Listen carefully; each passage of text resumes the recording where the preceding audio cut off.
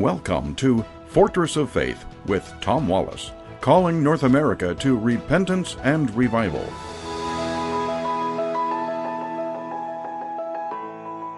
Welcome back once again to the Corner of Truth and Courage. You're listening to Fortress of Faith. I want to take some time today and maybe tomorrow to cover what I call the menace of the Middle East.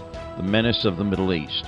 When we look into the Bible, we realize that God is sovereign in all things. Proverbs chapter 21, verse 1, the king's heart is in the hand of the Lord. As the rivers of water, he turneth it whithersoever he will. A nation, an empire that once used to be an ally of Israel, a friend of Israel, is now enemy number one. That nation, that empire, used to be the Persian nation, a beautiful empire, great history. Israel wouldn't have been back in the land, wouldn't have returned back to the land if it weren't for King Cyrus, the first king of the Persian Empire. It was foretold that God would use him as a shepherd about 150 years before the event ever occurred. And Cyrus used his funds and freed the Hebrews from their slavery from the Babylonians and paid for their return back to Israel, paid for the rebuilding of Jerusalem, paid for the rebuilding of the temple. Other kings like Artaxerxes and Darius, and God used these, the people from Persia, in a great way to bless Israel. Now, today, it is a nation poised for her destruction. And we're going to find that there's one central reason why this nation and others hate Israel. But I want to take a spotlight and shine it on different nations that are in the Middle East. All these nations are going to be Muslim. And I want to share with you what's going on. First of all, let's put the spotlight towards Syria. Now, Syria is kind of a broken nation at this time. Bashar al-Assad has been fighting a civil war for the last 20 years. When ISIS rose up, our president called them the JV team, and it brought great destruction to that region. And Syria is pretty much of no effect at this time as a threat to Israel, although it has been in every war that has been fought against Israel. They have been deep into it. But this time, simply because of their civil war, they're not much of a threat at this time. So there's not much to expect from that region. Let's look at Iraq. Iraq is pretty much the same due to the infighting that's all happened there, and ISIS and stuff there. We shouldn't expect much from there. Let's look at Egypt. Now, Egypt signed a peace treaty in the 70s. Jimmy Carter was involved in the Camp David peace agreement with Egypt. And basically, this is what we said. We'll pay you $1 billion a year. Now, back in the early 70s, that was huge. That was huge amount of money to say we're going to pay you $1 million. Sorry, not million, $1 billion every year. Sadat agreed to it. What's interesting, how we pay that money, by the way, is not really in cash. We don't give it in cash. We give it to them in arms, largely. About 70% is given to them in arms. Warships, planes, you name it. I don't understand why we're giving them instruments that they could turn on Israel if they decide to turn away from it. So I think that was a foolish peace agreement that Jimmy Carter brought us into. About 30% goes to aid, foreign aid over there. Well, after Sadat had signed that peace agreement, very shortly later, he was assassinated by his own people, the Egyptians there, known as the Muslim Brotherhood. And this was kind of like the big uprising of the Muslim Brotherhood during that time. And the country that has been ruled by Mubarak for about 20 years or more, since about 30 actually. And then we had the uprising in 2011, and our president, Obama, famously told us that this is the Arab Spring. The Arab nations moving to modernity, moving to modernism, moving to reform, to being reformed. Now, I had just started broadcasting back then. I could tell you right then and there, from what little knowledge I had of the Middle East at that time, this was not an Arab Spring. It wasn't a move to modernity. In fact, it's actually a grip of the fundamentalists in the Arab nations, taking them deeper into fundamentalism. And I predicted that they would free the Muslim Brotherhood, and the Muslim Brotherhood would somehow come to power, and they did. Morsi became the president. And after Morsi became president, it didn't take him long. Within 6 months, he started seizing powers that were not given to him in his election. This is common of dictators.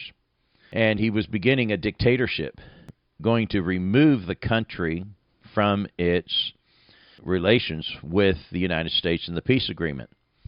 Well, thankfully, there was an uprising there. The General al-Sisi stepped in and arrested the president for his crimes against the government that he was already committing. Morsi's still in jail today, and al-Sisi was then elected in a true democratic republic type of an election. And he's been serving now for a number of years, at least 10 years, I think now. And so al-Sisi is a moderate. He's a true moderate. And he is trying to reform the government there. And I'll be sharing with you in a few days how he and other leaders of the Middle East are moving to bring churches and Christianity to their nations. He's one of them, one of those that's very much involved. Now, of course, they have the Orthodox Church there in Egypt, about 2 million Orthodox Christians, Coptic Christians that live in Egypt, but they have been suffering great persecution. Well, he has removed it and rebuilt a number of the churches that were destroyed by the Muslim fundamentalists. So he is showing true signs of reform in his country. So that's the country of Egypt, which, by the way, is the largest Muslim country in the region. Next to Turkey, they probably have one of the largest armies as well. Okay, let's turn to Turkey. Now, Turkey used to be the Ottoman Empire, which controlled the whole Islamic world for about 500 years. But that came to a crashing end at the end of World War I. They decided to join Germany in World War I and ended up picking the losing team. You had the Arab uprising going on during that time as well, and the Turks lost control of the Islamic world. Today, you had Ataturk, who came in after the 1920s and tried to reform the country to turn it more into a modern country and to lessen its grip on Islam, or Islam's grip on them, and to begin to reform the religion of Islam there. Today we now have Tayyip Erdogan, who's been the president there for over 20 years, and he is a smooth double talker. He talks out of both sides of his mouth. One day he's talking like a fundamentalist. Next day he's talking like a moderate. You can never really trust this man. I refer to him as the snake of the region. But nevertheless, their country has become very westernized.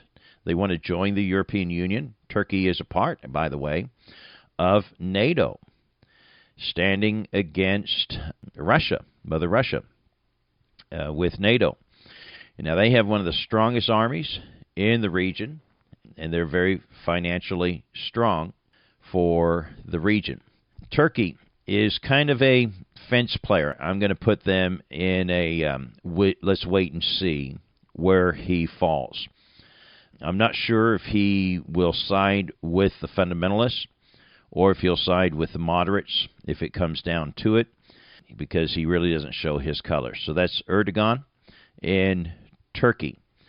Okay, I think we have time now to look at the UAE, the United Arab Emirates. Emirates means prince. So this is the United Arab Princes that have brought their groups, their countries together into one. They're very, very rich with oil. They're led by Mohammed bin Zayed, MBZ as we call him. He's a reformer. About 15 years ago, I got a call from a church over there. They have Christian churches there in the region. And this church, the International Baptist Church, called me and asked me if I would consider being their pastor in Dubai. And I was honored by the offer, but it certainly wasn't God's will for me to go there. Now, it's a church mainly for expatriates there, for foreigners, not so much for the people, but foreigners that live there, and they have a great deal of foreign investments and people working in the area. If you ever see any pictures of Dubai, the wealth is amazing there. They've built this sand village looking like the world. It's just interesting what they're doing with their money. It's some of the prettiest skylines you'll ever see. But what's interesting, and I'll close with this about them, they signed the Abraham Accords. This was, no doubt, within my mind, the greatest peace effort ever brought to the Middle East by any American president. President Trump forged what was called the Abraham Accords, and UAE signed it, as well as Bahrain. We'll talk about them a little later, and other nations there. And so what they've done, they've normalized relations with Israel. And so Israel now has an embassy in the country, and free trade is growing in the area, and many other Muslim nations are paying attention to this, and we'll talk more about this Abraham Accord because it's making a huge, huge difference in the region, and that came at the hands of President Trump. All right, we're going to have to stop there today, but I hope you'll join us again tomorrow as we put the focus on the Middle East and concentrate on the menace that is there, and that will be Iran. We'll be back again tomorrow at the Corner of Truth and Courage. God bless you. We want to thank you for tuning in to our radio program today. We believe that our programming brings strength and courage to the saints across North America. I'd like to talk to you about the impact of a $10 monthly donation. Did you know that just $10 a month can help us reach even more people with our message of strength and courage? Your donation allows us to continue producing high-quality programming, reaching out to new audiences, and sharing truth of God's Word with those who need it most. But it's not just about the numbers. Your donation also helps us to bring comfort to those who are going through difficult times, to inspire those who are struggling with their faith, and to connect people with a community of believers who can offer support and encouragement. Giving $10 each month is what we call the Army of 10. An army donating just $10 a month. It is easy to set up a recurring donation from your bank card. You can set up a recurring gift yourself safely and securely online at our website, fortressoffaith.com, and click the donate button. Or you could simply give us a call to set it up for you. The number to call is 800-616-0082. Again, that number is 800-616-0082. Please call now to become a member of the Army of 10. The number to call is 800-616-0082. Thank you.